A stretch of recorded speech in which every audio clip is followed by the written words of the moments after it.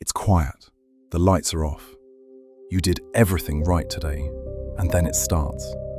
A sentence you said 3 hours ago, replayed, then replayed again, slightly worse. A decision you already made, dragged back out to be examined one more time. A conversation that hasn't even happened yet, rehearsed in full, both sides, every branch. You're not in danger. You're lying in a warm bed. Nothing is wrong. And still, the voice won't stop. It just keeps going, narrating, second-guessing, looping. This is Pondara, and over the next few minutes, you're going to understand exactly what that voice is, where it lives in your head, why it switches on the moment everything goes still, and why the answer is stranger and kinder than you think. Because the real question isn't, how do I make it stop? The deeper one, the one almost nobody asks, is this. Why won't your brain shut up? We call it overthinking, but that word hides what's really happening. Real thinking moves. It starts somewhere, works through something, and arrives. Overthinking doesn't arrive. It circles. The same handful of thoughts, going around and around, wearing a groove, never landing on anything new. You're not solving the problem. You're rehearsing the feeling of it again and again. Psychologists have a quieter name for this. They call it rumination. And the word is almost too perfect. It comes from cattle. From the way a cow brings food back up to chew a second time. That's the loop. Mental chewing over something already swallowed. And this isn't some vague idea. It's one of the most studied patterns in all of psychology. A researcher named Nolen-Hoeksema spent most of her career on it, and what she found was quietly important. It isn't the sadness or the stress that does the real damage. It's the looping over it, the going back, the replaying. People who respond to a low mood by turning it over and over stay low for longer and sink deeper than people who don't. The thought itself isn't the problem. The loop is the problem. And strangely, that's good news. Because a loop is a mechanism, and a mechanism can be understood. So where does the loop actually live? Here's where it gets strange. Hold on to that question, because in a moment, it's going to turn the whole thing inside out. For a long time, scientists assumed the brain went quiet when you weren't doing anything. No task, no focus. The engine should idle down, surely. Then, in 2001, a neuroscientist named Marcus Reichel looked closely at the resting brain, and he found the opposite. The moment you stop focusing on the outside world, a whole network of regions lights up. Not less activity, more. A specific, organized system switching on the instant you have nothing to do. He called it the default mode network because it's simply what the brain defaults to. Its resting state isn't rest at all. And if that just reframes something for you, that the silence you crave was never actually silent, a like genuinely helps these reach the people lying awake right now. Now. So what is this network actually doing while you stare at the ceiling? It's running you. It's the part of you that remembers your morning, worries about Monday, replays the argument, drafts the email you haven't sent, imagines what they think of you. It quietly stitches your past and your future into one continuous story. The sense that you are a single person moving through time. This is the narrating voice, the inner monologue.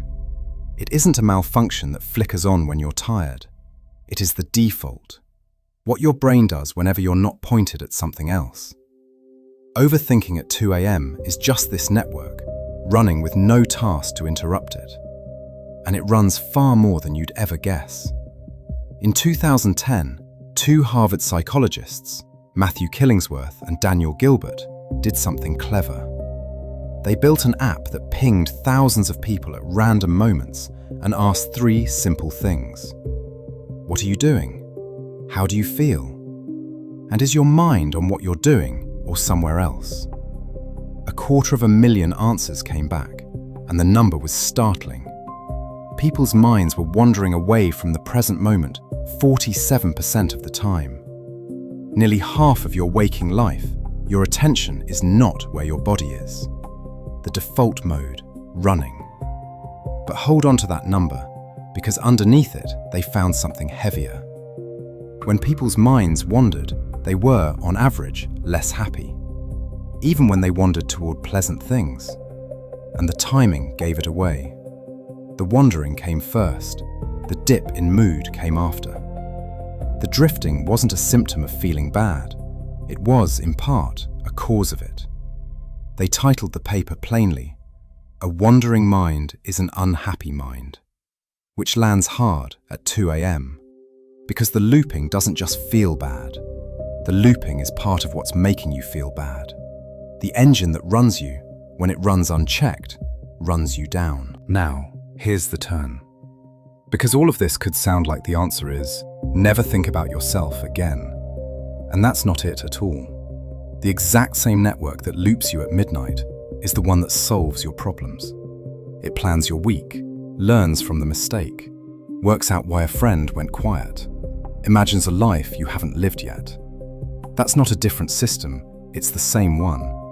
The difference isn't the machine, it's the mode it's running in. Reflection moves towards something. It asks, what happened and what now? And then it ends. Rumination just asks, why do I feel like this? Over and over, and never lets you answer. Same engine, one arrives, one circles. So why would a brain ever build a system that can trap you like this? Because that system is one of the most useful things you own. A brain that can leave the present moment, that can step out of right now and run the past and the future like a simulator, can rehearse the hard conversation before it happens. Learn from a mistake without making it twice. Plan a winter, a hunt, a whole life. That ability to mentally time travel is, in a real sense, what made us, us. And here's the part I keep coming back to. Your brain isn't really a thing that reacts to the world. It's a thing that predicts it. It runs constantly, just ahead of the moment, simulating what might happen next, so it's never caught flat-footed. When there's a real task, that machinery aims at the task. When there isn't, it doesn't switch off. It keeps simulating, and with no real problem to chew on, it reaches for the nearest one. You. Overthinking is your prediction engine, running with no road in front of it, still trying to keep you safe, still scanning for the threat, just pointed inward, in the dark, at a danger that isn't there. Now you might know someone whose head goes quiet the second it hits the pillow, and you might, quietly, resent them. So why them, and not you? Brain scans give a clue.